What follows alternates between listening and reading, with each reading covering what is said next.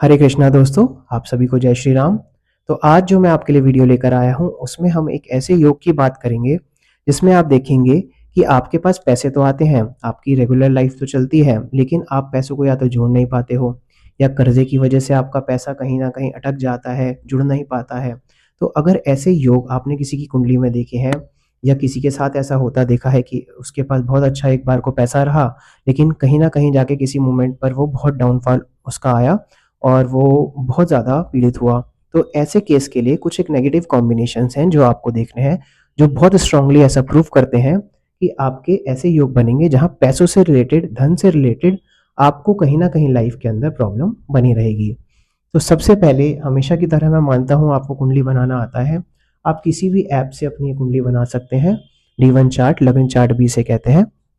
ये मेष लगन की कुंडली है क्योंकि 1 नंबर ही मैंने यहाँ लिखा है, तो 1 नंबर राशि से ही यहाँ पर सारी चीज़ें स्टार्ट होंगी। ये मेष लगन की कुंडली है। साथ-साथ आपको ग्रहों के बेसिक नेचर के बारे में और 12 राशियों के बारे में, उनके स्वामी ग्रह, लॉर्ड्स के बारे में, उच्च-नीच की स्थिति के बारे में पहले से नॉलेज है। अगर आपको ऐसा पता है, जब भी आपके लिए ये वीडियो यूज़फुल रहेगा, आपको ईज़िली समझ में आएगा। नहीं तो थोड़ा-सा डिफ़िकल्टी आपको इसमें रहेगी।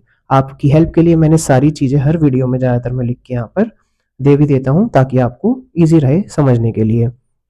तो सबसे पहले आपको करना है अपनी कुंडली बना लेनी है और उसमें कुछ पोजीशंस देखनी है सेकंड हाउस लॉर्ड की। एक तो आपको देखना है सेकंड हाउस लॉर्ड और दूसरा आपको देखना है 11th हाउस लॉर्ड। तो आपको दूसरे भाव का स्वामी और 11वें भाव का स्वामी देखना है, कहीं ये आपके 6th हाउस में, 8th हाउस में या 12th हाउस में ना बैठे हों। यानी छठे, 8वें और 12वें स्थान में, छठे, 8वें या 12वें स्थान में अगर सेकंड का या 11th का लॉर्ड बैठ जाता है, तो ऐसी कंडीशंस बनती हैं जिसमें आपको पैसों से रिलेटेड लेके लाइफ में हमेशा प्रॉब्लम बनी रहेगी। 6th, 8th और 12th हाउस को बहुत सारे जो हमने बुक्स देखी हैं उसके अंदर दुस्थान कहा जाता है, कहीं-कहीं त्रिक भाव कहा जाता है।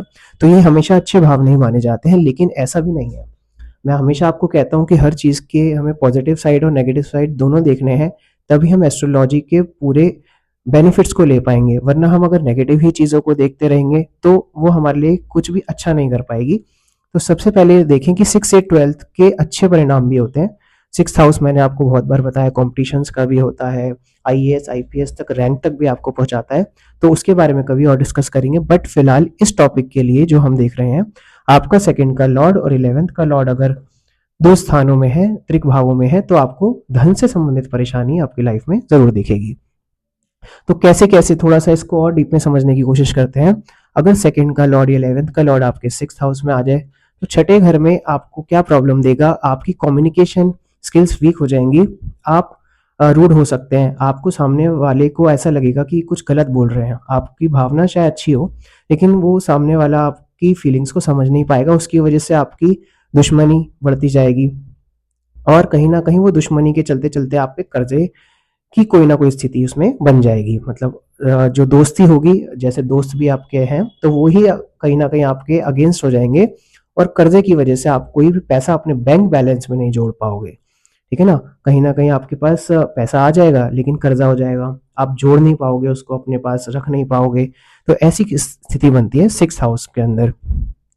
साथ-साथ बात करें अगर 8th हाउस की, 8वें घर के अंदर अगर ऐसा कॉम्बिनेशन है, तो आप किसी रिसर्च वर्क में इन्वॉल्व रहोगे। आपको बहुत अच्छा नॉलेज होगा किसी सब्जेक्ट का, रिसर्च का नॉलेज होगा। जैसे आप कोई हिस्ट्री पर रिसर्च कर रहे हैं या फिलॉसफी पर रिसर्च कर रहे हैं, लेकिन आपके पास उस केस में उससे अर्निंग का सोर्स बनना बहुत मुश्किल होगा। मतलब पैसा आना वहाँ से बहुत कम होगा। आप नेम कमाएँगे, फेम कमा सकते हैं, लेकिन पैसे के मामले में आपको ये चीज़ प्रॉब्लम दे सकती है।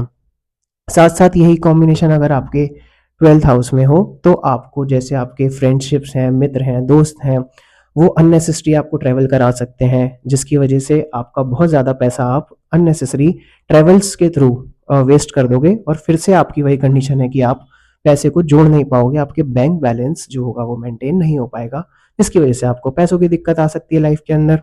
साथ-साथ अगर आप कोई स्पेशली अगर 11th का लॉर्ड आपका 8th में आकर बैठ जाए, तो आप कुछ एनजीओ के साथ जुड़ना पसंद करोगे। कोई एनजीओ के साथ, समाज के साथ जुड़ के कोई ना कोई काम करना ज़रूर पसंद करोगे।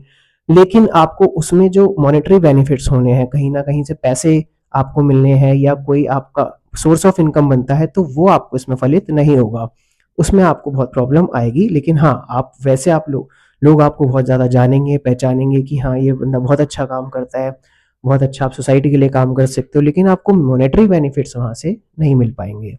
तो यही कुछ कॉम्बिनेशंस होते हैं जो मैंने आपको बताए। एक चीज़ आपको और नोट करनी है, बहुत इंपॉर्टेंट है, ध्यान से नोटबुक में आप इस चीज़ को नोट करना। अगर सेकंड हाउस का लॉर्ड और 11th हाउस का लॉर्ड 6, 8, 12 में बैठा हो, छठे, आठवें, 12 में, लेकिन वो नीच का होके बैठ जाए, ध्यान से समझना इस कॉन्सेप्ट को, अगर वो नीच का होके बैठ जाए, डेबिलिटेड स्टेट में बैठ जाए, और साथ में उसी घर का कोई भी मालिक, उसी घर का उसी भाव का मालिक साथ में बैठ जाए, तो वो बिल्कुल उल्टा एक योग बना देंगे, जिसे हम कहते हैं नीच भंग राजयोग। और उस केस में आपको इससे बिल्कुल अलग रिजल्ट्स देखने को मिलेंगे, जिसमें कि आपको धन की भी बहुत ज़्यादा प्राप्ति होगी, लग्जरियस लाइफ भी आपको मिल सकती है। बिल्कुल रिजल्ट्स जो होंगे वो एक चेंज होकर आपको दिखना स्टार्ट होंगे। तो ऐसे योग बहुत सारे सेलिब्रिटीज़ की, क्रिकेटर्स की कुंडली में भी देखे गए हैं कि एक टाइम पर बहुत ज़्यादा उनको पैसे मिलते हैं, कहीं ना कहीं मतलब जो अच्छे ग्रहों की दशा चलती है उनकी, जो अगर नीच भंग हो रहा है तो उनकी दशा अंतरदशा में उनके पास बहुत पैसा भी आएगा।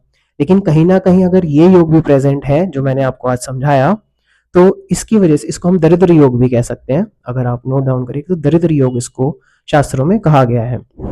इसकी वजह से जो उन्होंने बहुत टाइम से पैसे अर्न किए होंगे, बहुत टाइम मेहनत करके कमाया भी होगा ना, तो वो एक टाइम पर जाके जरूर वो नेगेटिव रिजल्ट्स आएंगे और वो पैसा उनका कहीं ना कहीं निकल जाएगा, या उनके पास वो पैसा टिकेगा नहीं। तो यही सब जो कॉम्बिनेशंस है मैंने आपको बताए, इसको आपको ध्यान से स्टडी करना है। आपको कोई भी चीज़ समझ नहीं आई तो आप कमेंट में पूछ सकते हैं, और अपने कोई विचार, अगर आपने कहीं ऐसे योग देखे हैं किसी कुंडली में, तो वो भी मुझे आप कमेंट करके ज़रूर बताएं। तो आपको ये वीडियो कैसा लगा कमेंट में ज़रूर बताएं, शेयर करें सबके साथ, ताकि एस्ट्रोलॉजी की वैल्यूबल नॉलेज हर किसी तक पहुंच सके। Thank you so much.